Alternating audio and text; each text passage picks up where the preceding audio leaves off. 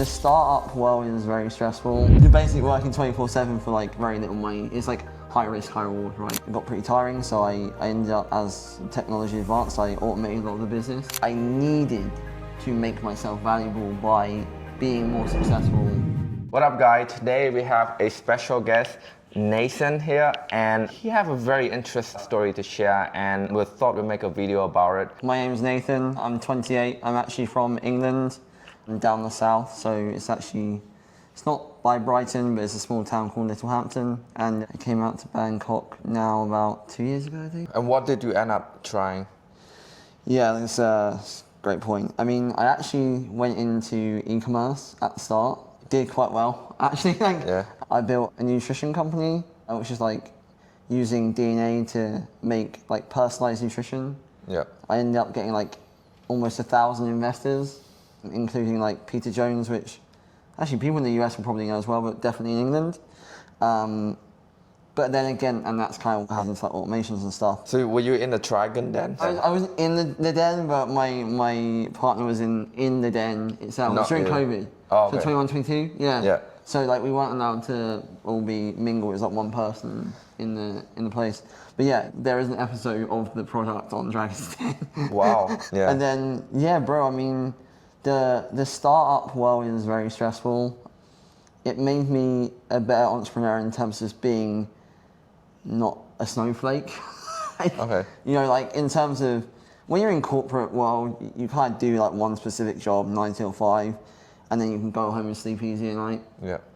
With startups, you take other people's money to make something work, and if it doesn't work, that's other people's money. So it's like you're trying to compete with people that are making big amounts of money, like they're a known brand, and you have to kind of beat them. And so to do that with less money, you have to work harder, smarter, faster, and more for nothing. So you're basically working 24/7 for like very little money. It's like high risk, high reward, right? And that, to be honest, it got pretty tiring. So I ended up, as technology advanced, I automated a lot of the business. And you have like with Christmas, you have like family dinner, or everyone is on one table. Do they sort of like, you know, ask you saying, hey, maybe you can help me and coach me or train me to be financial freedom so I can quit my job? Do you have family members that do that? Or maybe cousin, or even like going as far as cousin or friend? I've had like WhatsApp groups created with me and them, with like them and their friends that are like, oh, help us like figure out what to do or how to do. But I think what's super interesting, and like I could talk about it for ages, is like the school system, the university system, and you'll know this for sure being an entrepreneur, like teach you nothing. Yeah. Nothing about like what we do. Yeah. Like it's quite an incredible skill set to go from like, you know, file creation, copywriting, like sales, like so many things. Like that, like if you look at like the average corporate job, it doesn't even come close. Like they're two different breeds apart. When I start to tell my brother about all this stuff, is like they're like where do you like begin? And I think the thing is sometimes a lot of people kind of feel like there's just too much risk. Like for example, and my brothers are the perfect example. Like, okay, one has like a valid reason. Like, you know, he has kids. Like, and also he's in hedge funds. So like, he's in finance. He's very successful. Like, he makes a lot of money. Yeah. So, you know, to go from that to then building a recurring business is like a big risk when you're making. You're already like top 1%. My other brother though, he was in a corporate job, you know, 9 to 5, working his ass off, and then for not really no reason, but he just gets laid off, right? They lay him off, boom, he loses his income. And because the job market is so difficult right now in England, and he's like a highly trained in the corporate world, like highly, you know, a high role in marketing, still almost like 6-7 months on, hasn't got one, right? And this is what it comes down to mindset rather than just skill, is that, you know, if I was him, very easy, right? Is like, I'd be like, well, you have all this free time, you've got to like listen to where look where the blood is in the market and shark attack it for the money. But for him, he sticks to the old way of like looking for a corporate job. I needed to make myself valuable by being more successful in a different way than my brothers and anyone else. So that's kind of why, you know, it wasn't just entrepreneurship. Like, obviously I began swimming and I didn't just start swimming, I literally, would start swimming around islands and do like crazy stuff. I built charities. I did just I couldn't do like things little. I had to do everything on the extreme, and I think that's why my behaviour is significantly different to my brothers. Why? I can somewhat relate to that. I mean, fortunately I wasn't, I was born normally, but I grew up in a very strict household and a very poor family, and I watched my dad and my mom saving pennies and dollar to buy milks, and that's kind of lead me to, into like wanting control when I grow up. And that control really bring me up to income. Like I need to have income to have control. Yeah. And that's kind of like relate in control, a way. Yeah, It's like finding control in your life. I think for you as well, like again, I didn't have that kind of, because I know the type of family sort of feeling you're saying about is like, my family, again, they see me drop out of school, like I kind of do all the things that would cause your family to freeze. Dropping out of school, dropping out of college, like I went back, but like it wasn't, smooth. Yeah. That bumpiness to your family would probably drive them insane. Yeah. So to like, knowing you, like leaving to become an entrepreneur for you, if you failed, like you're risking like being abandoned probably from your parents. Like I can imagine, like I don't know, but I can imagine it's quite extreme when that doesn't go your way. True story. Yeah. Like my mom like begged me to go back to the job, and she said like, don't call me mom if you don't go back to the job. Yeah. Right? Whereas I always had that welcomed, which I think is a big difference. Because I think, as I said, they saw me struggling so much. Like Nathan, like you just need to like be able to do what you want. Like you've had hard, it's already been hard enough for you. Yeah. Like, if you feel that's what you want to do, that's what you want to do.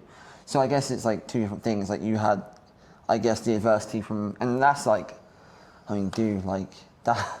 Most people would never risk that to be, to ruin family relationships. Yeah. But actually, I watched something from Hormozy, and I think he has a similar problem.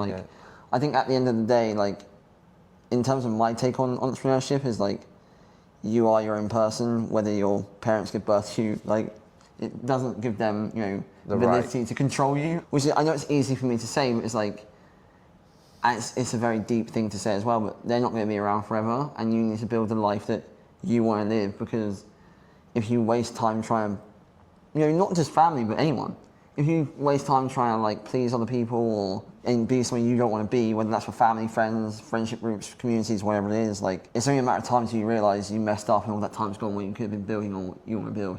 So yeah. No, I respect that. Yeah, I mean, like if the audience watching right now is pretty young, or maybe in their 30 or in their 40, and if they in a Western country like Europe, UK, Australia. Like if they want to come here and have a financial freedom lifestyle, like you, like what is like the first step?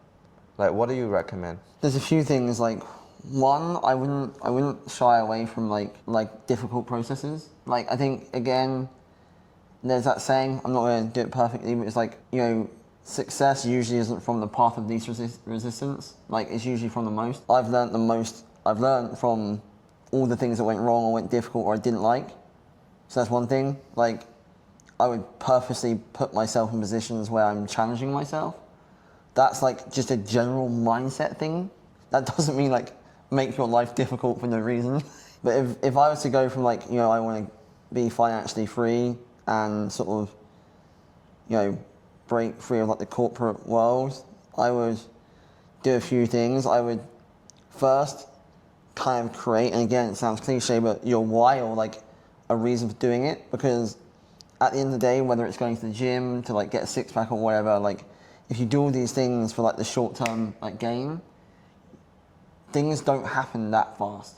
Like, and especially in today's age with like TikTok, where you're literally trained for like instant gratification, and if you don't get it now, it's like give up, too difficult. Is like, if you have like a core reason, like a North Star of like why you're doing something, whenever you feel lost, you can constantly relate back to the North Star. Like for me, even to this day, like it's normal to feel like things are difficult, things are stressful, like because the more successful you are, like the bigger expectations you have. It's always the same thing, right? And so that's like one big thing is like sit down, And like before you go and build anything, before you go learn anything, just figure out why you want to do it in the first place, and not just to make more money, because everyone wants more money. But I'll tell you for a fact now, when I was earning like $1,000 a month, and I was like, oh, when I earn $5,000 a month, I'll be happy, or that's my goal. Like, that's not a thing, trust me, because the more I've earned across my life, it's not been at all proportionate to my happiness. If anything, I find myself feeling a bit empty sometimes because I don't want other people to make this mistake where they focus the why and the North Star on finances. As soon as you hit like that target, it's like a cliff off the edge. Because you hit it and you're like waiting for this like big voila moment, and then you're like it's nothing that's really different, you know, because you still stay the same. Yeah. That's like number one. So North Star, but don't make it financial. Of course, like financial goals is one thing, but you do need like a more long-term focus. You know, maybe as a guy, like you want to build a financial structure where you can support children or future children that you might have. You know, that's a pretty cool goal to have. You know, be able to look after a girlfriend or a wife without worrying about what the bill costs or these things. Like they can be related partially to finances, but it needs to be deeper to like the actual feelings. That's part one. And then once you've got the North Star metric sorted, I literally put that somewhere in your face every time you work, every day you work, so you can relate back to it every day. And then I would just go and find like what I'm good at. Like, don't try and, if you've already got a skill, for example, where you're used to writing copy, or you're a bit more good at problem solving, or you're more technical, is like, lean into the strength that you have already rather than trying to leverage something you've never done before. A lot of the skills you'll have, for example, let's say we talk about, you know, like software as a service or AI, like there are many ways to go into that field that aren't just technical, right? Like you can get technical partners, you can get marketing partners, there's a million things to do. So once I sort of found out my skill set by just self-auditing myself, I would just go ahead and probably pick like a recurring business where I'm not having to constantly need new people all the time, because the return on investment that you get from getting a recurring client is so much higher than just getting one pay, like by far. Like you could get, for example, for the people watching, you could probably get like 3 recurring people for like $500, $499, $500 a month and be financially free enough to live in Thailand. Like as a starting, like if you were like, oh my God, I need to get out of this country, like that is literally all you need to get a flight out and just keep doing what you're doing. And then the next thing I do is find people like Vico and me that have probably done it before and can teach you how to do things. Not always like how to do a specific client's work, but there are so many things to understand in the world of entrepreneurship that's never taught in schools, university, or is usually sold by some like fake gurus online, which is pretty screwed up. Surrounding stuff like, you know, how to build a funnel, how to maybe acquire customers, like just different little methods that you can then implement each day. And then when one thing works, focus on that thing. But again, it all comes down to finding why you want to do things, why would you do a better job than another person for whatever job you're doing it for. So whether it's for like, I don't know, real estate, like, I don't know, clinics, wherever it is, like, why are you better at that one thing? And then having the passion to do it every single day and improve on it every single day without giving up.